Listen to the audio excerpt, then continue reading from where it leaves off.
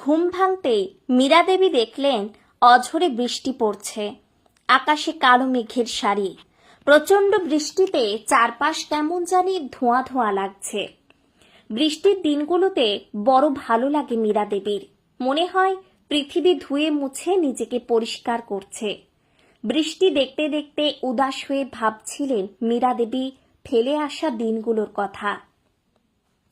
সেই কতগুলো বছর আগে বিয়ে করে তিনি এসেছিলেন এই বাড়িতে। তারপর থেকে এই বাড়িটার প্রতি বড় মায়া জন্মে গেছে। বাড়িটায় ছোট্ট দুটো ঘর, মাথার টালির চাল আর বাড়ির চারপাশে কাঠের বেড়া দেওয়া। এ বাড়িতে এসে বেড়ার ধারে ধারে মীরা দেবী বসিয়েছিলেন বিভিন্ন রকম ফুলের চারা। আজও গাছগুলোতে ফুলে ভরে থাকে। মীরা দেবীর স্বামী সন্তোষবাবু ছিলেন শহরের একটা ছোট্ট বেসরকারি স্কুলের শিক্ষক। বিয়ের পর স্বামী সংসার নিয়ে বেশ ভালোই ছিলেন মীরা দেবী। কিছু বছর পর মীরা দেবীর কোল আলো করে এলো এক পুত্র সন্তান। নাম রাখলেন দেবাশিস। দেবাশিস আস্তে আস্তে বড় হতে থাকলো, লেখাপড়া শিখতে থাকলো। দেবাশিস ছিল খুবই মেধাবী ছাত্র, কিন্তু হঠাৎ দুর্ভোগ নেমে এলো সংসারে। শহর থেকে ফেরার পথে এক দুর্ঘটনায় মারা গেলেন সন্তোষবাবু। মীরা দেবীর দেওরের সামান্য আয়, তার মধ্যে অন্তঃসত্ত্বা স্ত্রী, আবার মীরা দেবীও তার সন্তানের লেখাপড়া। বাড়িতে অশান্তি শুরু হলো। মীরা দেবী বাড়িতে সেলাই করে, বাড়ির বাগানে বিভিন্ন সবজি চাষ করে দেওরকে সাহায্য করার চেষ্টা করতে থাকলেন। এইভাবে কোনো রকমে চলতে থাকলো সংসার। দেবাশিস তখন ক্লাস 8-এর একজন কৃতী ছাত্র। দেবাশিসের লেখাপড়াতে মন দেখে ওর কাকা সবসময় ওকে উৎসাহিত করত। কিছুদিন পর আবার বাড়িতে এলো সন্তোষবাবুর ভাই শশাঙ্কের মেয়ে তুলি। ছোট্ট তুলিও বড় হতে থাকলো। দেবাশিস খুব ভালো ফলাফল করে উচ্চ মাধ্যমিক পাশ করে বাড়িতে জানালো সে শহরে বড় কলেজে পড়তে চায়। মীরা দেবী বাধা দিল না। নিজের গয়না যে কটা ছিল বিক্রি করে ছেলে শহরে কলেজে পড়ার আর থাকার ব্যবস্থা করলেন। দেবাশিস শহরে শুরু করলো লেখাপড়া। মীরা দেবী দেওরের সাহায্যে ও নিজে সারাদিন পরিশ্রম করে ছেলেকে মাসে মাসে টাকা পাঠাতে থাকলেন। বছরের পর বছর উত্তীর্ণ হয়ে দেবাশিস এগিয়ে যেতে থাকলো। ছোট্ট তুলিও বড় হয়েছে, ভর্তি হয়েছে গ্রামের স্কুলে। জেঠিমার বড় আদরের সে। খাওয়া ঘুম সব জেঠিমার কাছে। এইভাবে দিনগুলো কাটছিল। অনেকগুলো বছর কেটে গেছে। লেখাপড়া শিখে দেবাশিস এখন এক নামজাদা ব্যাংকে চাকরি করে। বাড়িতে খুব কমই আসে। টাকা জমিয়ে চেষ্টা করছে শহরে নিজের ফ্ল্যাট কেনার। মীরা দেবী মাঝে মাঝে ভাবেন, এখন কি ছেলেটা পারে না পরিবারের পাশে দাঁড়াতে? বাবা সবসময় মানুষের এত সেবা সাহায্য করতেন, কিন্তু ছেলে এত স্বার্থপর হলো কিভাবে? কিছুদিন পর দেবাশিস মাকে জানালো সে তার বান্ধবী ডোনাকে বিয়ে করতে চায়। ডোনার বাবা রাজি। তিনি মেয়ে জামাইকে থাকার জন্য একটা ফ্ল্যাটও কিনে রেখেছেন। মীরা দেবী সব শুনে বললেন, তোমার যেটা ঠিক মনে হয় সেটাই করো। কয়েক মাস পর দেবাশিস ফিরল স্ত্রীকে নিয়ে বাড়িতে। মীরা দেবী বড় ব্যথা পেলেন মনে। একমাত্র ছেলে, বিয়ের কথা মাকে বললও না। তবুও বরণ করে বৌমাকে ঘরে তুললেন। কিন্তু এই ছোট্ট ঘরে বেশি সময় থাকা ডোনার অসহ্য মনে হলো। তাই দেবাশিস স্ত্রীকে নিয়ে বিকালেই বিদায় নিল। আশেপাশে লোকজন বলল, কি পেলে ছেলেকে লেখাপড়া শিখিয়ে এত কষ্ট করে?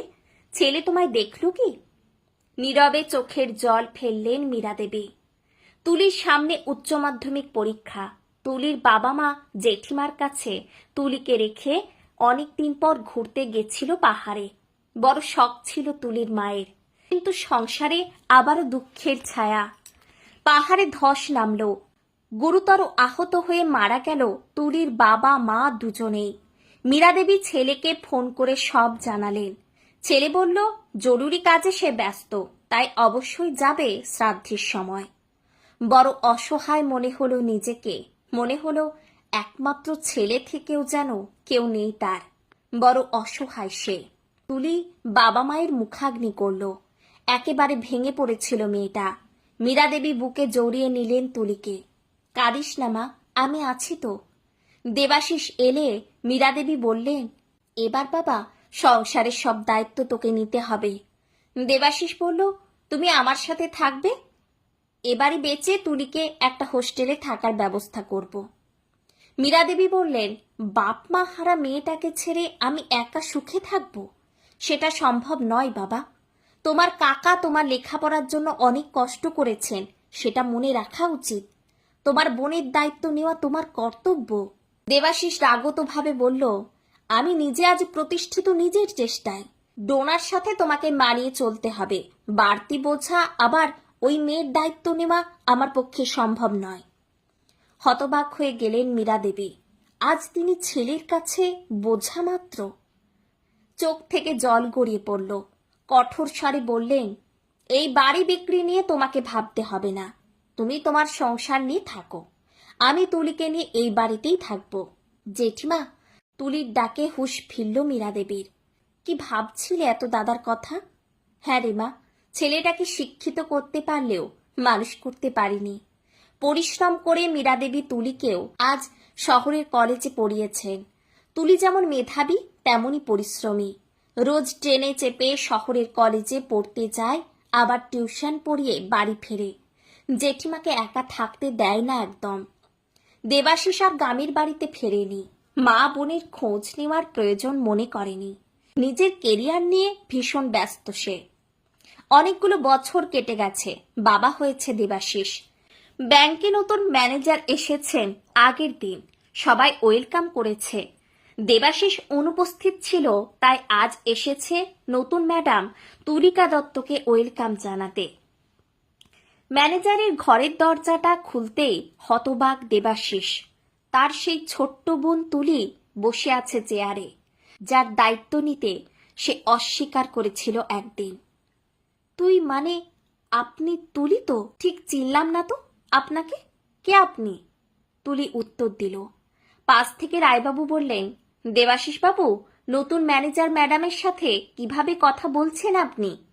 যা হোক করে ওয়েলকামটা বলে পালিয়ে এলো দেবাশিস সেখান থেকে।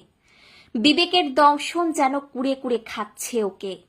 বেশ কিছুদিন পর নতুন ম্যানেজার ম্যাডামের থেকে ইনভিটেশন পেল সবাই তার জন্মদিন উপলক্ষে। এত বছর ধরে তুলির প্রতিটা জন্মদিনে নিজের হাতে পায়েস খাইয়েছেন মীরা দেবী।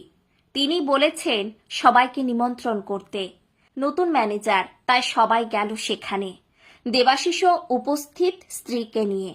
দেবাশিস দেখল কি বিশাল আয়োজন। বড় ফ্ল্যাটের চারদিক সুন্দর করে সাজানো। বিশাল বড় কেক আনা হয়েছে। কিছু সময় পর তুলি এলো মীরা দেবীর হাত ধরে। দেবাশিস দেখল গরদের শাড়ি আর হালকা গয়নাতে কি সুন্দর লাগছে তার মাকে।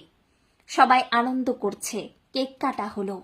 মীরা দেবী সবার উদ্দেশ্যে বললেন, আপনারা সবাই আমার মেয়ের জন্য শুভ কামনা করবেন, যাতে ওর ভবিষ্যৎ আরো উজ্জ্বল হয়। তুলি জড়িয়ে ধরল মীরা দেবীকে। মীরা দেবী স্নেহের চুম্বন এঁকে দিলেন তুলির কপালে। সবাই হাততালি দিচ্ছে, আর সেদিকে ফ্যাল ফ্যাল করে তাকিয়ে আছে দেবাশিস।